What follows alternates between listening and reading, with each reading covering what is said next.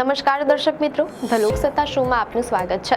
વડાપ્રધાન નરેન્દ્ર મોદી તેમના 3 દિવસીય દક્ષિણ આફ્રિકાના પ્રવાસ પર શુક્રવારે જોહાનિસબર્ગ એરપોર્ટ પર પહોંચ્યા હતા, જ્યાં તેમનું ભવ્ય અને અભૂતપૂર્વ સ્વાગત કરવામાં આવ્યું હતું।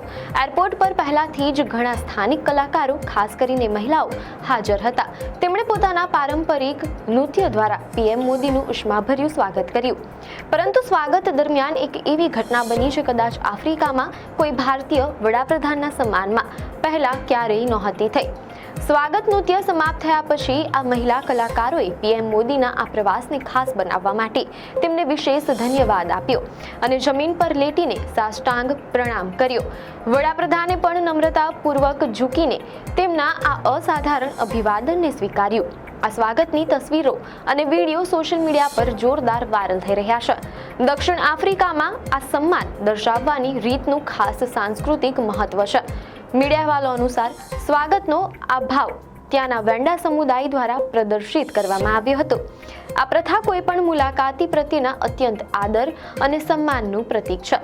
નોંધનીય છે કે દક્ષિણ આફ્રિકાના રાષ્ટ્રપતિ રામફોસા પણ વેન્ડા સમુદાયમાંથી જ આવે છે। તેથી આ સન્માન દ્વારા રાષ્ટ્રપતિ રામફોસા વડાપ્રધાન મોદી પ્રત્યેની પોતાની કૃતજ્ઞતા વ્યક્ત કરી રહ્યા હતા તેમ માનવામાં આવે છે। પીએમ મોદીએ દક્ષિણ આફ્રિકા પહોંચીને સોશિયલ મીડિયા પર માહિતી આપી કે તેઓ G20 શિખર સંમેલનથી સંબંધિત કાર્યક્રમો માટે જોહાનિસબર્ગ પહોંચી ગયા છે અને તેમનું ધ્યાન સહયોગને મજબૂત કરવા અને વિકાસ પ્રાથમિકતાઓને આગળ વધારવા પર રહેશે। વડાપ્રધાન મોદી દક્ષિણ આફ્રિકા દ્વારા આયોજિત થઈ રહેલી G20 લીડર્સ સમિટમાં ભાગ લેવા માટે જોહાનિસબર્ગ પહોંચ્યા હતા। આ સતત ચોથી વખત છે જ્યારે G20 શિખર સંમેલન વિકાસશીલ દેશોમાં યોજાયું હતું, જે ગ્લોબલ સાઉથ એટલે કે આફ્રિકા, એશિયા અને લેટિન અમેરિકાના વિકાસશીલ દેશો માટે એક મોટી સિદ્ધિ છે। આ સમિટમાં વડાપ્રધાન મોદી G20 એજન્ડા પર ભારતનો સ્પષ્ટ અને પ્રભાવશાળી દ્રષ્ટિકોણ દુનિયા સમક્ષ રજૂ કરશે। તેઓ શિખર સંમેલનના 3 મુખ્ય સત્રોમાં સંબોધન કરવાના છે। આ વર્ષે G20ની થીમ એકજૂટતા, સમાનતા અને સસ્ટેનેબિલિટી છે। મીડિયા અહેવાલો અનુસાર G20 શિખર સંમેલનના 3 મુખ્ય સત્રોમાં ભારતનું વલણ અને એજન્ડા સ્પષ્ટ છે। પ્રથમ સત્ર સમાવેશક અને સતત આર્થિક વિકાસ, કોઈ પણ પાછળ ન છૂટે પર કેન્દ્રિત છે, જેમાં અર્થવ્યવસ્થાનું નિર્માણ, વેપારની ભૂમિકા, વિકાસ માટેનું ધિરાણ અને વિકસતા દેશો પરના દેવાના બોજ જેવા મહત્વના મુદ્દાઓ પર ચર્ચા થશે।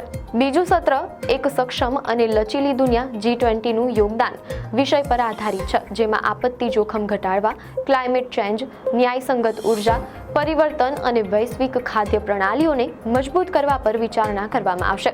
અંતે ત્રીજું સત્ર સૌના માટે ન્યાયપૂર્ણ ભવિષ્ય પર કેન્દ્રિત છે, જેમાં મહત્વપૂર્ણ ખનિજ વ્યવસ્થાપન, સન્માનજનક રોજગાર અને આર્ટિફિશિયલ ઇન્ટેલિજન્સ AIના જવાબદાર ઉપયોગ જેવા ભવિષ્યલક્ષી વિષયો મુખ્ય રહેશે। G20 સમિટના મુખ્ય કાર્યક્રમોની શરૂઆત કરતા પહેલા જ વડાપ્રધાન નરેન્દ્ર મોદીએ જોહાનિસબર્ગમાં ઓસ્ટ્રેલિયાના વડાપ્રધાન એન્થની આલ્બનીઝ સાથે દ્વિપક્ષીય બેઠક યોજી, જે દ્વિપક્ષીય અને પરસ્પર હિતોના વિવિધ વિષયો પરની ફળદાયી ચર્ચા માટે ખૂબ મહત્વપૂર્ણ સાબિત થઈ। મીડિયા અહેવાલો અનુસાર આ બેઠકમાં સંરક્ષણ અને સુરક્ષા, મહત્વપૂર્ણ ખનિજો અને વેપાર, રોકાણ અને શિક્ષણ સહિતના મુખ્ય ક્ષેત્રોમાં ચાલી રહેલા સહયોગની પ્રગતિની સમીક્ષા કરવામાં આવી અને બંને નેતાઓ વૈશ્વિક આતંકવાદ વિરુદ્ધની લડતને વધુ મજબૂત કરવા માટે પણ સહમત થયા। ઓસ્ટ્રેલિયાના વડાપ્રધાન આલ્બનીઝે ભારપૂર્વક જણાવ્યું કે બંને દેશોના ગાઢ સંબંધો છે અને આર્થિક તથા સંરક્ષણ ભાગીદારીને વધુ વિસ્તૃત કરવાની જરૂર છે। સાથે જ તેમણે દિલ્હીમાં થયેલા આતંકવાદી હુમલા અને સાઉદી અરેબિયામાં બસ અકસ્માતમાં જીવ ગુમાવનારા ભારતીયો પ્રત્યે સંવેદના પણ વ્યક્ત કરી હતી। મીડિયા અહેવાલો અનુસાર આ દ્વિપક્ષીય બેઠકના એક દિવસ પહેલા જ ઓસ્ટ્રેલિયાના વિદેશ મંત્રીએ ભારતના વિદેશ મંત્રી ડોક્ટર S જયશંકર સાથે મુલાકાત કરીને ઇન્ડો પેસિફિક ક્ષેત્રની સ્થિરતા પર ચર્ચા કરી હતી।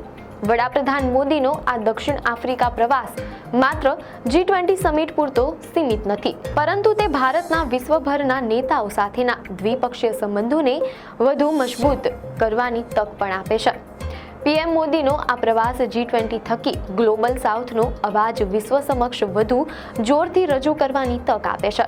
આ સમિટમાંથી શું પરિણામ આવે છે અને કયા મહત્વના કરારો થાય છે તેના પર સમગ્ર વિશ્વની નજર ટકેલી છે.